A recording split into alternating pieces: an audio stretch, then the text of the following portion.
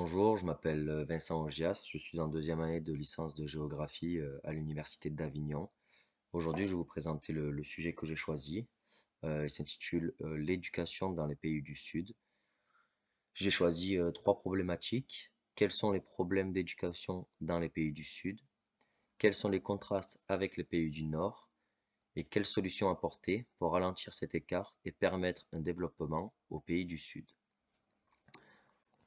Tout d'abord, j'ai choisi d'élargir le sujet avec l'éducation dans le monde. Donc, tout d'abord, son rôle. L'éducation est une notion importante dans une société et dans une famille. En effet, elle joue un rôle important pour les individus. Plus le niveau d'éducation est élevé, plus l'individu effectue d'années d'études, plus son avenir est sûr et de ce fait, son niveau de vie et son confort s'améliorent. Ce principe est important pour un pays, pour une famille, surtout si ont un niveau de vie et de richesse très bas au départ. Souvent, dans une famille pauvre, si un jeune a un niveau assez élevé et qu'il a des capacités, la famille entière place son espoir en lui. Un jeune doué scolairement est synonyme de bouée de sauvetage pour une famille atteinte par la pauvreté.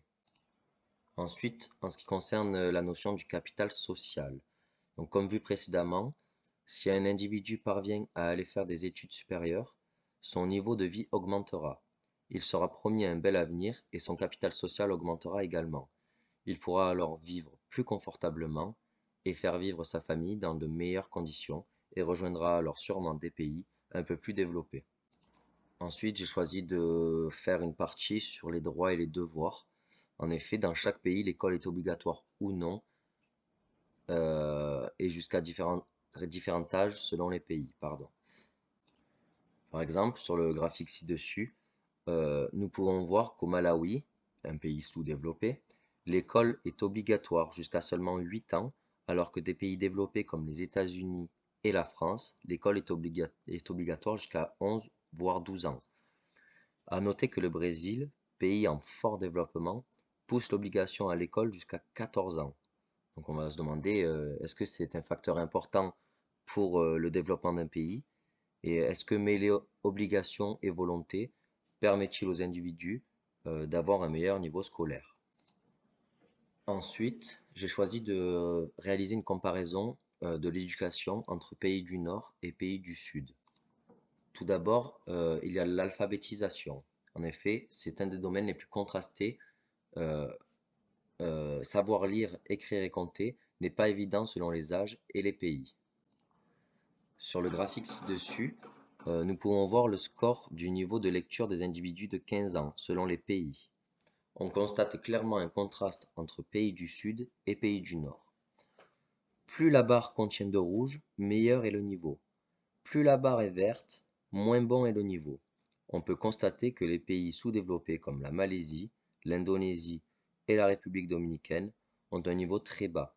La Russie, pays en fort développement, a un niveau équilibré, tandis que les pays développés comme la France, les États-Unis et le Japon ont un niveau de lecture élevé à l'âge de 15 ans. À noter que la Chine, pays en fort développement, a un niveau déjà très élevé, se situant entre les États-Unis et la France. Ensuite, nous allons nous intéresser à l'accès et la disponibilité. Donc, son accès et sa disponibilité n'est pas aussi évidente dans les pays du monde qu'en France, par exemple. En termes de financement, le trajet domicile-établissement scolaire ou encore la qualité et la quantité des professeurs. De plus, nous allons voir l'écart qu'il y a entre pays du Nord et pays du Sud. Comme nous pouvons le voir sur la carte ci-dessus, les pays du Nord, les développés, dépensent très peu pour l'école, presque tous en dessous de 15%, contrairement aux pays du Sud, pas ou peu développés, qui dépensent beaucoup plus pour le domaine scolaire, presque tous au-dessus de 15%, en vert foncé sur la carte.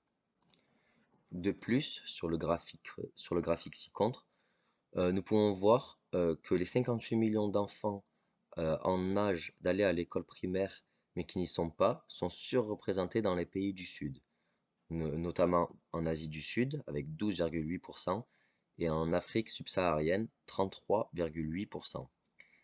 Et à l'inverse, il y a une sous-représentation des pays du Nord pour ce problème. ce qui montre une fois de plus le contraste qu'il y a entre pays du Nord et ceux du Sud. Ensuite, troisièmement, nous allons nous intéresser à l'évolution de l'éducation et les solutions applicables dans les pays du Sud. Donc tout d'abord, on a partir de loin. En effet, initialement, le contraste entre pays du Nord et pays du Sud est très marquant en termes d'extrême pauvreté. Comme nous pouvons le voir sur la carte ci-dessus, l'Afrique et l'Asie du Sud sont très largement touchés par ce phénomène d'extrême pauvreté. L'Amérique du Sud est elle aussi touchée. Ces pays partent alors avec un large désavantage. Cependant, ils bénéficient d'une grosse marge de progression pour leur développement. Nous allons voir ensuite les solutions. Donc l'accès gratuit à l'enseignement à l'image des pays développés est la première grosse solution. En effet, le Ghana a annoncé l'accès à tous les enseignements supérieurs. Cette initiative peut donner l'exemple aux autres pays dans la même situation.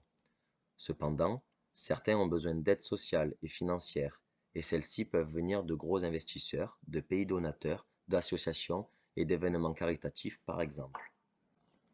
Enfin, nous allons voir qu'ils peuvent évoluer rapidement. Donc, comme nous l'avons vu précédemment, partir de loin offre une marge de progression beaucoup plus importante et, à l'image des pays en fort développement comme les BRICS, composés du Brésil, de la Russie, de l'Inde, de la Chine et de l'Afrique du Sud, l'évolution est importante mais de plus très rapide.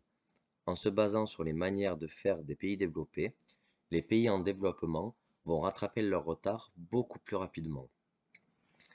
En ce qui concerne l'éducation, le graphique ci-dessus nous montre la projection de la population mondiale par niveau d'éducation jusqu'en 2100. Nous pouvons voir que le niveau d'éducation élevé prendra énormément de place dans le futur. Plus on avance dans le temps, moins il y aura de niveau d'éducation bas. Dans le monde et dans les prochaines années, la population aura en majorité un niveau scolaire secondaire. Nous avons vu que l'éducation dans le monde joue un rôle crucial pour une vie, une famille ou même un pays. Elle accroît le capital social et permet à l'individu de mener une vie plus confortable que ce qu'il connaissait. On a donné une hypothèse montrant que mêler obligation à la scolarisation et volonté d'étudier pouvait augmenter le niveau scolaire des individus dans le monde. Nous avons comparé les pays du Nord et les pays du Sud en termes d'alphabétisation, de financement et de scolarisation, et nous avons pu voir le net contraste avec des pays du Sud très loin du niveau des pays du Nord. Et enfin, nous avons vu que les pays sous-développés et en développement partent de plus loin et possèdent donc une meilleure marge de progression leur permettant de prendre exemple puis rattraper les pays développés à l'avenir, notamment grâce à des aides sociales, financières apportées par des associations caritatives, des pays, etc. Merci de m'avoir écouté. Au revoir.